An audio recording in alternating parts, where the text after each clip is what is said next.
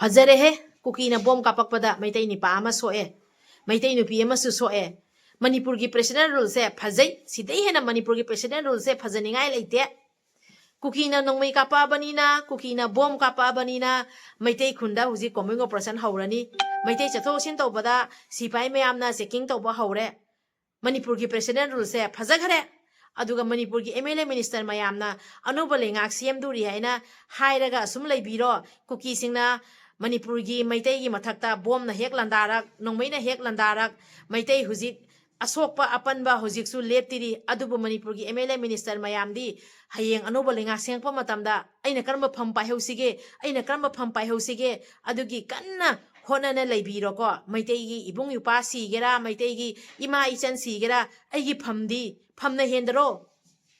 Phola sare Manipur gi president rule haibase Meetei khakki mathakta president rule utpagi tamaktani Manipur da leiba president rule se si haibada kari kai ge ichinaw mayam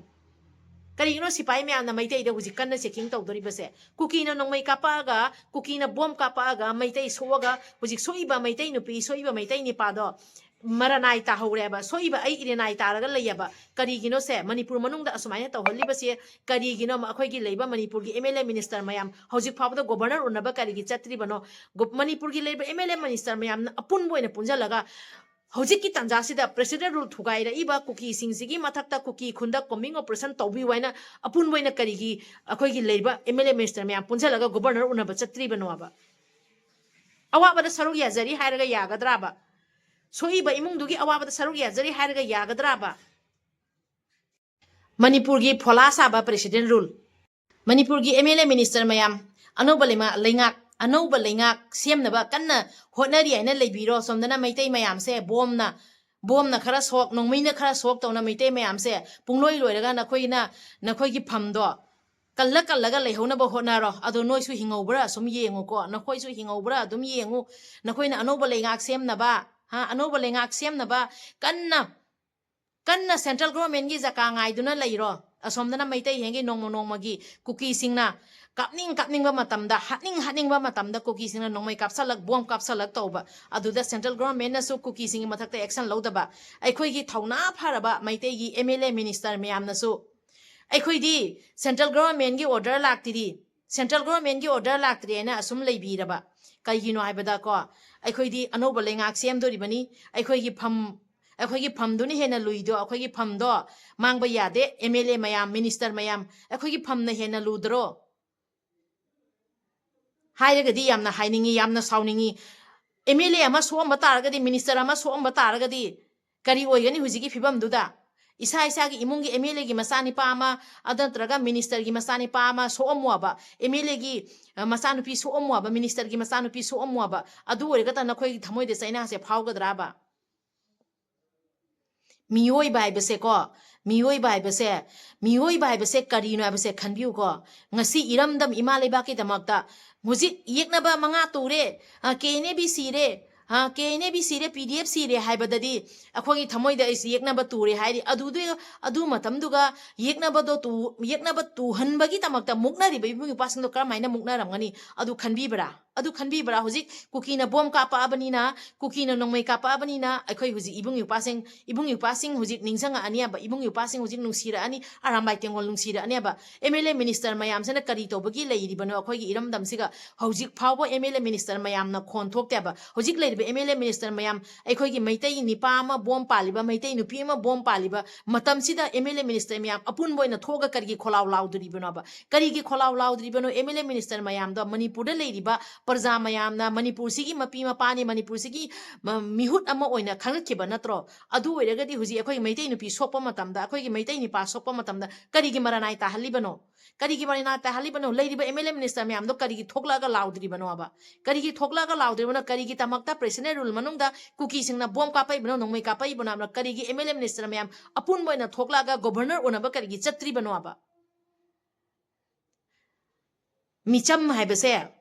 aikhoi parja micham se MLA minister dagi hena chauri bani ko MLA minister se parja micham akhoi na khangat ki bani aduna parja micham akhoi se akhoi na horapa matamda MLA na so khamanga moido minister na so khamanga moido kanaguma amana so khamanga moi aduna aikhoi mayamna mapi mapane thagat piriba MLA minister mayam so hoi ma magi thodang ma magi phajana tawramba yai ko adu oiraksu asuguma tanja sidedi thokpira oba president rule manungda kuki singna ain kaina maitai nipa maitai nupi ama soe kuki singna ain kaina bom thadara agadi akhoi gi leiriba MLA minister mayam apun boina pullaga iram namni tamakta ijati gi tamakta akhoi governor unabi oba governor gi mamangda kholaw lawi oba leiriba parja mayam so loina tholakane ba akhoi MLA minister mayam gi ne aina hojik phawda kholaw lawda gi karama matamda lawdoina ma karama matamda lawdoina wahang jesi hangjaningi ba Kuki na bom kapa banina Meetei khunda combing operation haurani ha kuki na bom kapakna Meetei nupi soe Meetei nupa soe adu eragadi hojik central force mayam ma paitharani Meetei khunda helicopter ka mayam paitharani Meetei gi khun khundani ko paitharaktori se kaina kuki na bom kapa abanina makhoi di kuki na bu bom kapa aba kuki na bu ai khara inge ko kuki na bu bom kapa aba kuki na bu nongmai kapa aba as makhoi je jam thongna phaba sarane aba sipai gari se mayam lani aba ko sipai gari mayam lani yamna thongna phaba sipai mayam ama sipai mayam paisal ani masing thingam dana aduna kadaida Meitei gi khunjingda Meitei gi khunjingda changa ani ha huran bana awang ron na chen gare huran mana awang no chen gare aduga laiba mayam duna kanna nongchup ronda thijana doini ko huran bado kadai no kai thijana doini asom na huran mana awang pang na chen gi bania ba adu kanada tawri kadai da tawri aikhoi gi manipur da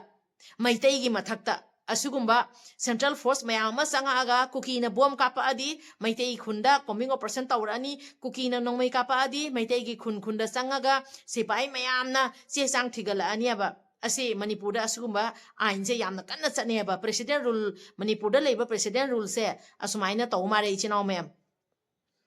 yamna nungaite Manipur se tawri ba se yamna nungaite president rule oidadi president rule da kari chatna ge ba se mayam so loi khangi bani adu oiragadi president rule thugai ba sibu president rule thugai ba sida pibam thopo cheirak se kari gi pidiriba na ba karigino ba pidiriba se asini hangningi se karigino central government na usena da ba khangjana da ba sadona lei se manungda kari wari leina bagino ba kuki singna tawning ba tawba matamda central government na kuki gi mathakta action lowa ngamdriba se karigino ba se hangjaningi ba ado ichinaw mayam hojik Meitei gi khun singda combing operation tawbagi irang ama chatharak pasu yai ko karigino habada mamang da su kuki na bu hek nong mai kapa ba kuki na bu hek bom kapa ba Meitei khunda sanga combing operation tawdro aduna hojik su kuki na bom kapa abnina Meitei gi khunda combing operation muk chatharak pasu yai ko adu haire ne mayam asi haire aina asida kari kai ge ba tawbu tawdabra ba hairiba wari se akhoi gi Manipur manungda ado akhoi gi leiriba high authority mayam da kari haisige mayam Central Force mayam president rule da Meitei do ine checking taw leire kuki na bom thadarakpa Meitei sokpa aduga checking na Meitei da oina tenena checking tawba kaino sipai mayam thina tawise karino sipai mayam thina khalli base amadi high authority na order pirakpadagi tawrira kari gi tawibno adudi khangjaba ngamdre ko haijening badi kuki singna bom thadarakpadagi Meitei nupi amaga Meitei nipa amaga soe base mafam duda leiriba central force mayam su loina khangabani amadi hojik media da thagalakpadagi akhoi central government su khangabani aba adu oiragadi Meitei singi mathakta hojik kanna checking tawise karigino ba mafam duda akhoi gi Meitei ichani se soe mafam duda akhoi gi Meitei ibung yupa soe adu idi Meitei mayam se la oidra changa oidra ba ha Changai ba akhoi gi Meitei ibung yupa akhoi gi Meitei mayam sida Meitei iche ima laiba mayam do da sipai mayam ama hojik la aga Meitei singda check to isibu kari haino sigi wahan thokse kari no ba kuki gi khunda combing to bagi mahutta kuki singna Meitei gi mathakta bom thadar aga president rule manungda president rule thugai ba kuki singdu da checking to ba mafam kuki gi khundu da chatlaga kuki singdo takhai bagi mahutta Meitei aikhoi gi mathakta checking to ribase asi kari haino asigi wahan thokse kari no asi khajitang khangjadre ba president rule haise Meitei gi mathakta checking to ba kuki no nongmai kapa aga na ha torbung da kuki no nongmai kapak pa aduga hairokta mayam ama sipai helicopter paitharaga hairokta kaino dhap tawrami ra kai toimna mayam ama laambado akhoina di khalli o torbungda kuki sing nomai kapakpadagi aduda sipai mayam kumtharaga kuki sing dugi mathakta ain ge ba legal action lawra kadra khallu baneba ado hojik amuka kuki singna saitonda Saitongi nganu khun haiba mafam duda bom pokhaira padagi Meetei nupi ma soe Meetei nupi dugi maral karigino Meetei nupi do sok tori base karina adugi daita se kanana lawdori no soiba aikhoina sum maranai oidoro eranai oijadoro soiba aikhoi se Meetei oiruba iramdam kanbagi tamakta kholaw lawriba adugumba adudi president rule sida aikhoina ngasi jo hawda ikai khomnaba utlaga chaliba aduguma Meetei aikhoigi mathakta Kuki singna hanjin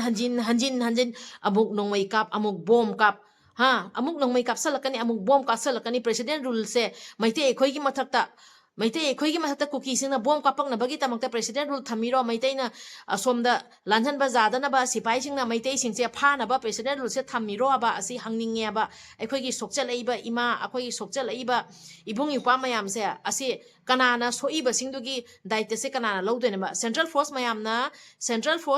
Meetei da hojik checking toiba tumaina Kuki singda checking toramba taraga di mafam do da bom pokhai gadra aikhoigi Meetei ibung soiba aikhoigi Meetei gi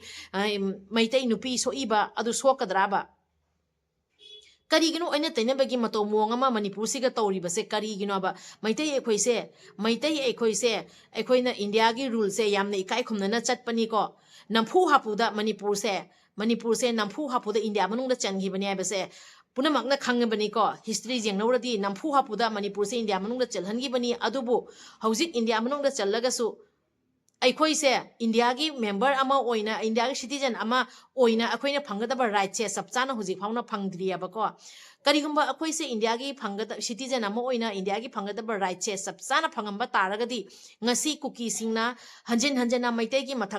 Meetei gi mathakta bom kapiba nongmei kapiba drone kapiba ngasi Meetei nupi ama soiba Meetei nipa ama soiba president rule manungda niko ngasi 2026 ki niko hojik wari se hairi base 2026 ki wari ni hairi base president rule manungda ni tawri base adu oiragadi India gi citizen ama oina leiba Meetei aikhoi se India manungda chanchali base Meetei aikhoi se ot ken India manungda chanchali rai base asi haibada haiman leba wafam thokadra bai chinau mayam karigino Meetei aikhoigi mathakta su jamna otpaneiba tawribase karigino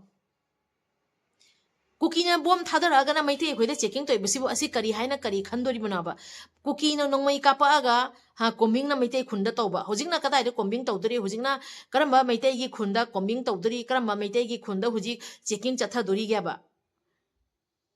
asi hairagadi yamna hairakaneba Meetei miyamgi mathakta hojik Meetei changaiba mayam singdugi mathakta ha mafam do bom pokhairadi Meetei khunda Kuki singna bom kapakpadagi bom pokhairadi Meetei mayam changaga yengoidoraba aduda changaiba Meetei mayam duda kanna checking tawribase karigina Kuki khunduga paisanbiraga Kuki khunduga checking tawbiwaba adu oiragadi aikhoisu haigeba India gi leiba president rule manungsida ain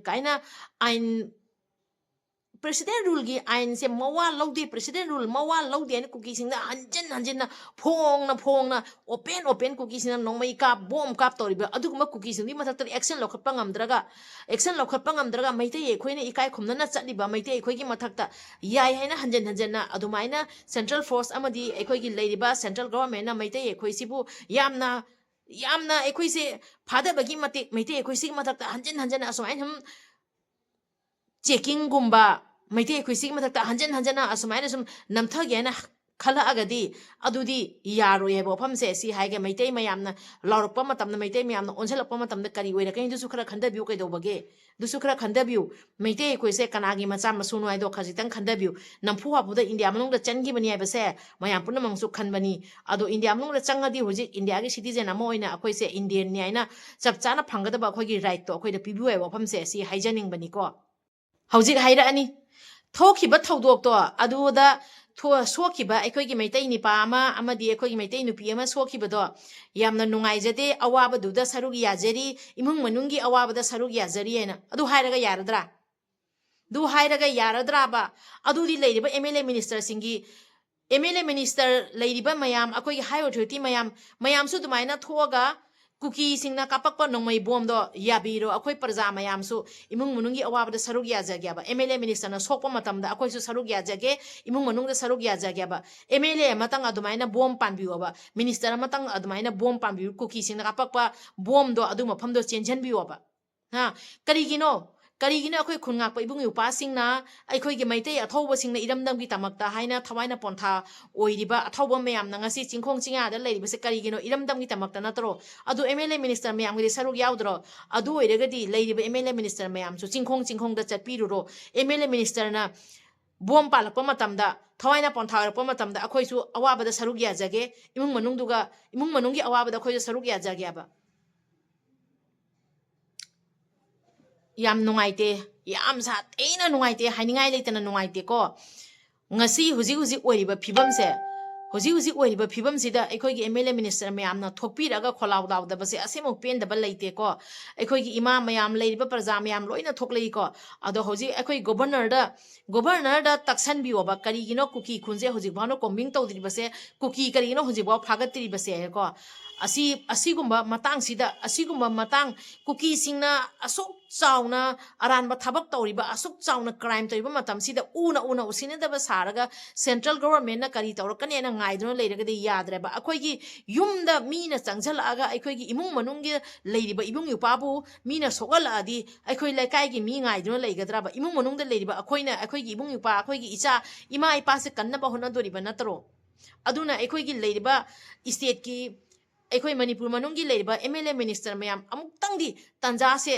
hojiki tanja se president rule mangda kuki singna president rule thugai riba tanja se apun moina kholaula ra kuki khun singda amtang koming chathabira kuki sing khunje amta takhai biwa asi haijaning ya ba ado ichinaw mayam aikhoi manipur manunggi leiriba MLA minister mayam akhoi yamna nungsi jai ko akhoi yamna ikai khumna jai ai samaksu yamna nungsi yamna ikai khumna jai adubu aikhoi gi mapi mapa ni aina aikhoi gi mihut amani aina akhoi ne khangatlaga thajariba yamna thajabaga loinena aikhoi na manipur sigi asina MLA oregadi aikhoi gi manipur sigi tamakta afaba thabak tawragani aikhoi gi asina minister oregadi aikhoi manipur sigi tamakta yam chawkhatpa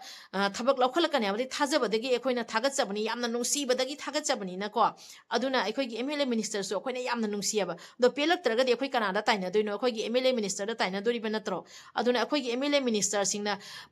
mangda lamjing biraga thokpiyoba asiguma tanja MLA minister na apun boina thoklaga praja mayam siga akhoi gi leibi ima mayam akhoi gi leibi ibung yupa mayam arambai tengoli chinaw mayam sigi mangda MLA minister mayam na hana thawna phana thokpiroba mayam punamak se apun boina kholaw lawraga kuki khunse karigino hojipano governor amadi akhoi gi central government na hojipano kuki khunse takhaidiriba se karigino apun boina muktang lawbi wa bafam se si haijaning bane aba ko ado aina haibase MLA minister mayam nusidana haibadi na chade ko tanja se khajik nang khanbiu hojik fauna punjan daraga dikarma matamda punjan dori bano hojik kholaw lawdraga dikarma matamda kholaw lawdori bano akhoi MLA minister mayam bu puni jinhenjage yamna nungsije MLA minister khudimang ikai khumna jai aduna hojik kuki singse chap chaba chairak piba akhoi leiriba MLA minister mayamna chap chana punjalaga kuki illegal immigrants singse chap chaba chairak pihanbiu akhoi central government da so amadi manipur gi governor da so MLA minister singna kholaw lawsan biyo phamje si haijaning bani chinaw mayam ado aina muka haijagadabadi aikhoi leiriba CS organization mayam amuktang di apun boina punjan minarasi amuktang di punjan miraga apun boina kholaw lawraga khoi leiriba ibung yupa akhoi leiriba ibung yupa CS organization amadi leiriba ima mayam apun boina punjalaga akhoi apun bagi saktam se amuktang di utlaga yekna base tu hatlaga aikhoi langan phiram akhoi apun boina kangleipak na yai phari aikhoi langam phiran je thetminasi aina ngasi asi wafamje khajitang haijabani ado amuka ina haijagadabadi ngasi pari mom channel na mayangi afamda thamjariba wafamsida asoiran yaukhiba kya lerega so ngakpi waina pari mom channel na yengbiriba mayam punam kemfamda ikok nonjari kangleipak na yai phare ibudo pakhang mana yai phare adubu yamnadi nungaite mamangda su kuki singi bom panbadagi ko meitei nupi leikhidravani asumaiना adu tante kuki singna drone attack tobadagi sumana leijadraba aikhoi gi kautrukta mapamda laksabada ko adumaina leikhidaba kayama thokrabni labukta su kuki singna landarakpa matamda kuki singna bom katsalakpada nongmai kapsalakpada adumaina meitei nupi kaisu mara leijadraba nongmagi isagi labukta kumjarakpa matamda adumaina thodok kayama thokrabi masing thingamdana thokrabane ba ado hojik phau tumina leiba matamse oiribra haiba aduna wafam khajitang thamjabani ado chinaw mayam wafam sida soiran yaukhiba kya yauraga so ngakpi waina makaso mayam punamaki pungni chinghenjage